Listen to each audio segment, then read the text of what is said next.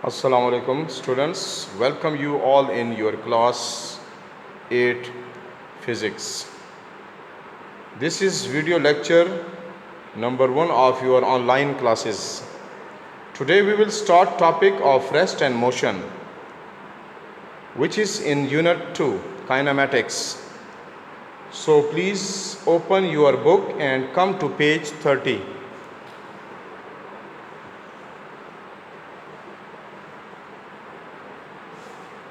Page number 30 सब बच्चे open कर लें।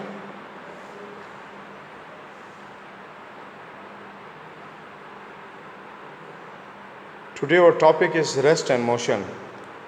तो स्टूडेंट्स, सबसे पहले चैप्टर का नाम काइनेमैटिक्स। ये फिज़िक्स की सबसे ओल्ड ब्रांच है काइनेमैटिक्स। तो काइनेमैटिक्स के बारे में जानने से पहले हम जानेंगे कि ये मैकेनिक्स की ब्रांच है और मैकेनिक्स में हम पढ़ते हैं मोशन एंड फोर्स। दो चीज़ें पढ़ते हैं, मोशन एंड फोर्स, और इसको फिर फर्दर डिवाइड के सब ब्रांच में मैकेनिक्स को काइनेमैटिक्स में और सेकेंडली डायनामिक्स। तो काइनेमैटिक्स में हम मोशन के बारे में पढ़ते हैं और कॉजेस के बग़ैर, without causes of motion discuss करते हैं कि फॉर एग्ज़ाम्पल अगर हम कोई चीज़ ऊपर फेंकते हैं, मार्कर हो गया, कोई बॉल हो गई है, तो ये ऊपर गई और वापस क्यों नीचे गिरी है, ये कॉज, ये जो ग्रेविटी की वजह से नीचे गिरी है ये चीज़, ऑब्जेक्ट, पेन, मार्कर, बॉल, जो भी, तो ये कॉज हम नहीं पढ़ते हैं इसमें। काइनेमैटिक्स में हम कॉज नहीं पढ़ते कि ये क्यों गिरी है, एक्चुअली गिरी ये ग्रेविटी की वजह से है। हम इसमें सिर्फ जस्ट पढ़ते हैं इसकी वेलोसिटी क्या थी और ये कितने टाइम में पहुंची है एक्सट्रीम पोजीशन पे, इसमें हम ये चीज़ें डिस्कस करते हैं। तो स्टूडेंट्स, रेस्ट और मोशन ये हमारा टॉपिक है आज। रेस्ट, अगर आप देखें रेस्ट को, अगर हम डेली लाइफ में हम डिस्कस करते हैं वैसे कि रेस्ट में कोई बॉडी पड़ी है या कोई ऑब्जेक्ट मोशन में है या इनका आपस में रिलेशन क्या है रेस्ट एंड मोशन का, ये चीज़ें हम इसमें अभी पढ़ेंगे। तो रेस्ट के बारे में हम पढ़ते हैं कि जब भी कोई बॉडी या ऑब्जेक्ट जगह चेंज नहीं करती with respect to its surrounding, हम कहते हैं कि ये रेस्ट में बॉडी या object. Rest, a body is at rest with respect to an observer if it does not change its position with respect to an observer. A body is in state of motion. अभी हम बता रहे हैं कि एक body है, वो एक ऑब्जर्वर के मुताबिक वो अपनी जगह चेंज नहीं कर रही है टाइम गुजरने के साथ साथ। With the passage of time a body doesn't change its position with respect to its surrounding, we will say that it is in at rest position, ये रेस्ट में है।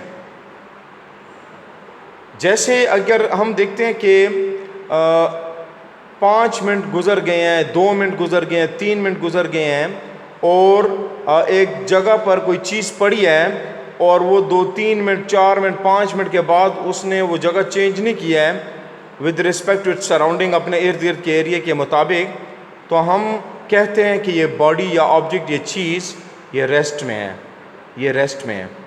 ठीक है बॉयज़? तो रेस्ट के लिए हमारे पास ये आ गई बात कि जब भी कोई बॉडी या ऑब्जेक्ट जगह चेंज ना करे with respect to surrounding with the passage of time, हम समझते हैं ये रेस्ट में है। अब एक ऑब्जेक्ट है या बॉडी है या कोई चीज़ है, वो with respect to its surrounding with the passage of time वो अपनी प्लेस को चेंज करती है, तो हम कहते हैं कि ये बॉडी या ऑब्जेक्ट या चीज़ ये मोशन में है।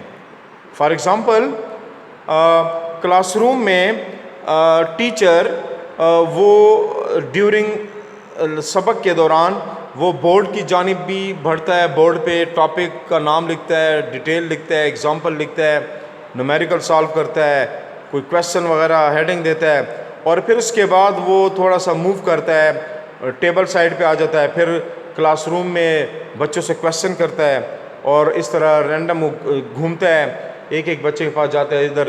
तो हम कहते हैं कि with respect to the students, ये टीचर, ये सर जगह चेंज कर रहा है with the passage of time, तो हम समझते हैं ये मोशन में है। अब इसी तरह एक और एग्जांपल हम लेते हैं कि एक गाड़ी में या ट्रेन में कुछ पैसेंजर जो हैं वो सफ़र कर रहे हैं, और वो जो है ना सपोज़ पेशावर से लाहौर जा रहे हैं, और वो गाड़ी या ट्रेन या बस में वो पैसेंजर बैठे हैं, और वो जो है ना यहाँ से गए सपोज़ नौशहरा तक पहुँचे हैं, और उन्होंने एक दूसरे के मुताबिक सीट्स चेंज नहीं की हैं with the passage of time, और वो जिस पोजीशन पे पेशावर से स्टार्ट हुए बैठे हुए थे, तो सपोज़ हम लेते हैं कि body A B C D है बैठी में है पैसेंजर, तो ए और बी और सी और डी आपस में इन्होंने जगह चेंज नहीं किया है, और आप वो उसी जगह पर हैं, नौशहरा तक गए हैं सपोज़, वहाँ पर देखा है टाइम गुजर गया है और देखा कि इन्होंने जगह चेंज नहीं की है, तो हम कहते हैं कि ये आपस में ये सब जो है ये रेस्ट में है with the surrounding, with respect to the surrounding interior of the bus train, उसके इंटीरियर के मुताबिक ये रेस्ट में है, क्योंकि उन्होंने जगह चेंज नहीं किया। लेकिन ये उसी वक्त अगर आउटसाइड एक ऑब्जर्वर इसको ऑब्जर्व कर रहा है, तो ये उसके मुताबिक ये मोशन में है, क्योंकि जगह चेंज कर ली इन्होंने। ये पहले इधर थे पेशावर में, और कुछ टाइम के बाद ये नौशहरा तक पहुंच गए सपोज़, तो ये इन्होंने जगह चेंज कर ली टाइम के गुजरने के साथ साथ, तो इसका मतलब हम कहते हैं कि ये मोशन में है। तो बॉयज़, मोशन में हम बॉडी कब कंसिडर करेंगे कि a body is in state of motion with respect to an observer if it changes its position with respect to that observer. हम समझ जाते हैं कि ये बॉडी या ये ऑब्जेक्ट, ये पैसेंजर, ये मोशन में है। इसी तरह हमारी बॉडी में ब्लड सर्कुलेट कर रहा होता है कैपिलरीज में, तो हम कहते हैं कि वो भी with respect to the interior वो अपनी जगह चेंज कर रहे हैं, ब्लड एक जगह से दूसरी जगह जा रहा है, तो इसका मतलब वो भी मोशन में है। लेकिन आउटसाइड जो है हम समझते हैं अगर हम रेस्ट में तो हमें वो रेस्ट में लगता है, लेकिन यहाँ पर हम बात करते हैं कि ऑब्जर्वर या सराउंडिंग के रिस्पेक्ट से हम ऑब्जेक्ट या बॉडी को चेक करते हैं कि उसने प्लेस या जगह चेंज की या नहीं की है with the passage of time, time गुजरने के साथ साथ। तो अगर वो जगह चेंज कर रही है वक्त गुजरने के साथ साथ, तो हम कहते हैं कि ये मोशन में है। इसी तरह पोजीशन हम लेते हैं। पोजीशन असल में रेफरेंस पॉइंट को कहते हैं। फॉर एग्जांपल हम किसी रेफरेंस पॉइंट को ले लेते हैं, मिसाल के तौर पे क्लासरूम में टेबल को हम रेफरेंस पॉइंट लें, तो इसके लेफ़्ट और राइट पे जो स्टूडेंट्स बैठे होंगे या फ्रंट पे होंगे, तो वो जो है ना वो उसकी पोजीशन होगी। रेफरेंस पॉइंट हमारा टेबल है मिसाल के तौर पे, तो टेबल के लेफ़्ट साइड पे जो बच्चे होंगे, तो वो हम उसको लेफ़्ट पे तब कंसिडर करेंगे जब हम रेफरेंस पॉइंट को हम जो है नॉमिनेट करें। तो रेफरेंस पॉइंट टेबल है, तो लेफ़्ट साइड पे कुछ स्टूडेंट होंगे, तो हम उसको लेफ़्ट या नॉर्थ पे या साउथ पे या वेस्ट पे, इसी तरह तो किसी भी रेफरेंस पॉइंट के हम, जैसे हम यहाँ पर सपोज़ ज़मीन को अगर हम रेफरेंस पॉइंट लें, तो इसके जैसे ज़मीन घूम रही है सन के अराउंड, तो पूरी दुनिया असल में एक्चुअली ये मोशन में है। एब्सोल्यूट रेस्ट में कोई बॉडी भी नहीं होती है। एब्सोल्यूट रेस्ट में पूरी जो है ना पूरी यूनिवर्स वो एक मोशन में है। तो स्टूडेंट्स, ये जो सूरज के गिर्द मोशन है, ये भी मोशन की टाइप्स में आती है।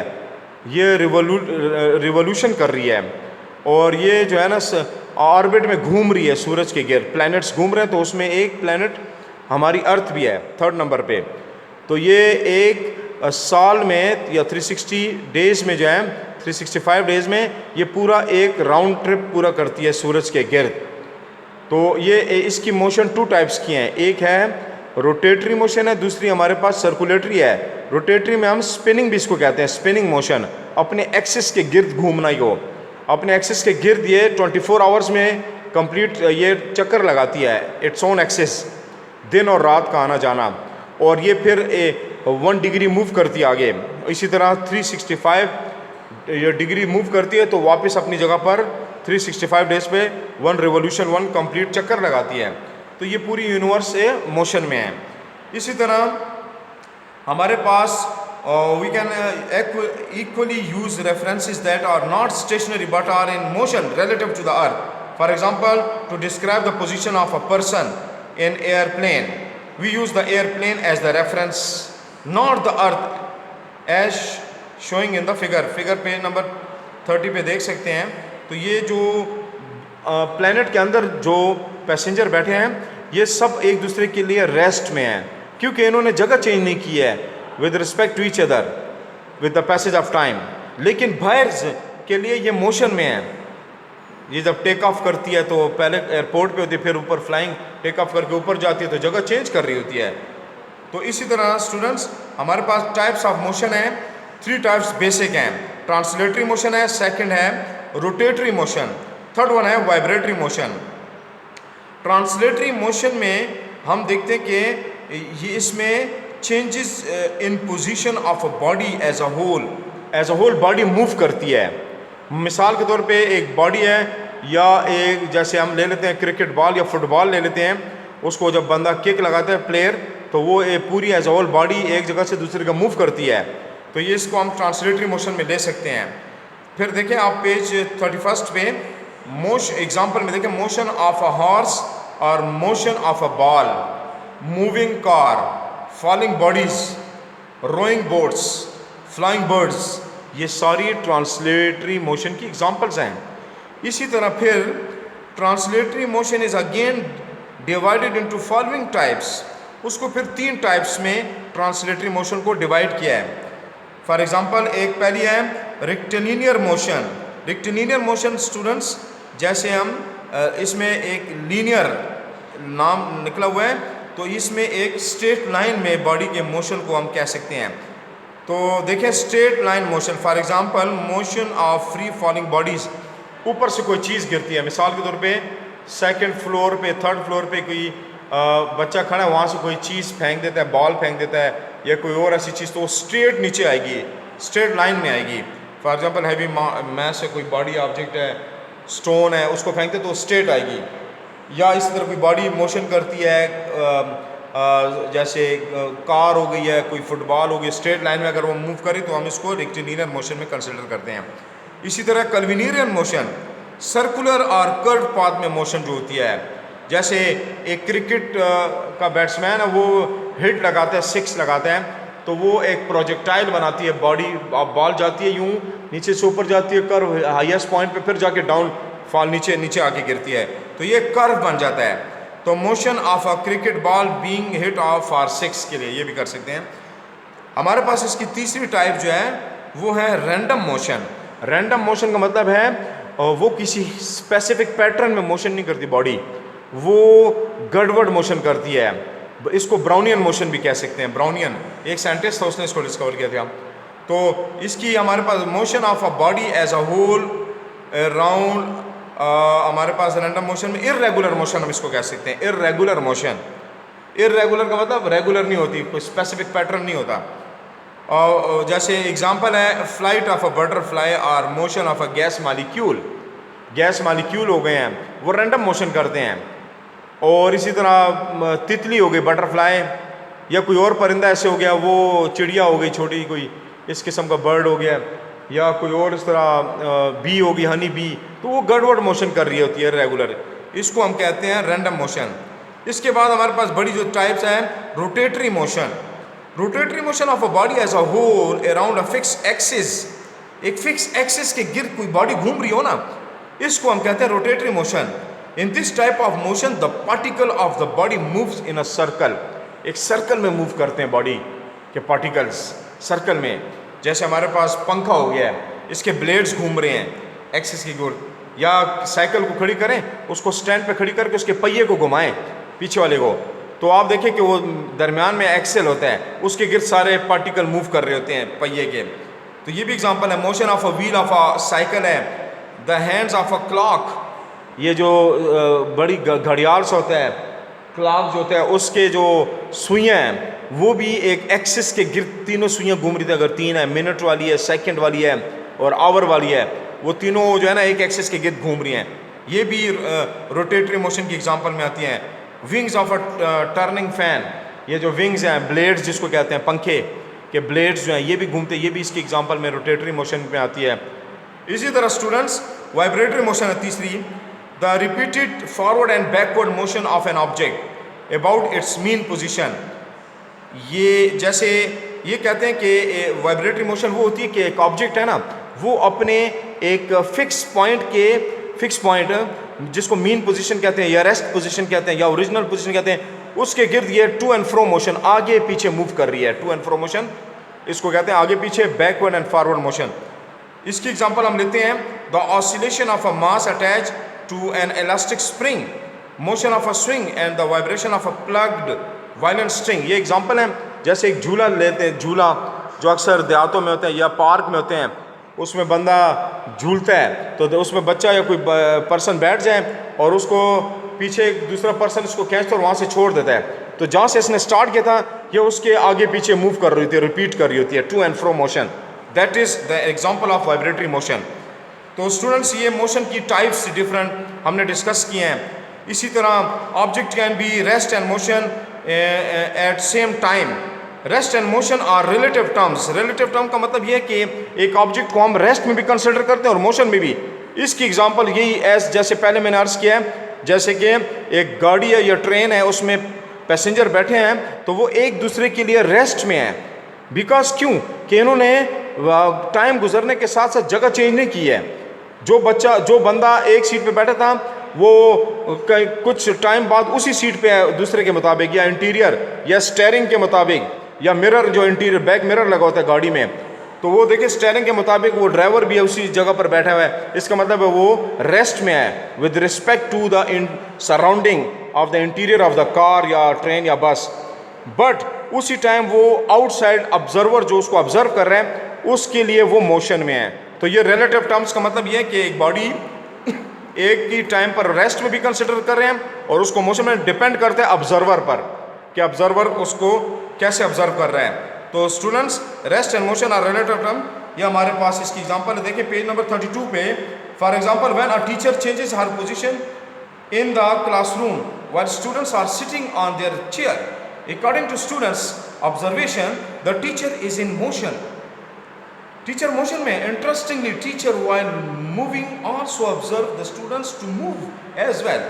Similarly, when Sarah leaves in train and her cousin John see her off, as the train starts moving, Sarah see John moving to the right as shown in the figure 2.1 page number 32 पे आप देख सकते हैं, with the same speed as John see Sarah moving to the left। उसने छोड़ा उसको सारा और वो ऐसे लग रहा है कि ये भी मूव कर रही। सारा ने देखा कि जॉन भी मूव कर रहा है, वो एक साइड पे जा रहा है और ट्रेन दूसरी साइड पे, लेकिन वो एक्चुअली रेस्ट में है, लेकिन ये ऑब्जर्वर पे डिपेंड करता है। तो स्टूडेंट्स आज के लिए यही इतना काफ़ी है और I hope you understood about today's lecture. If you have any problem you can review the same lecture. Okay students, it's enough for today. We will meet in the next class with next topic. Stay home, stay safe. Allah Hafiz.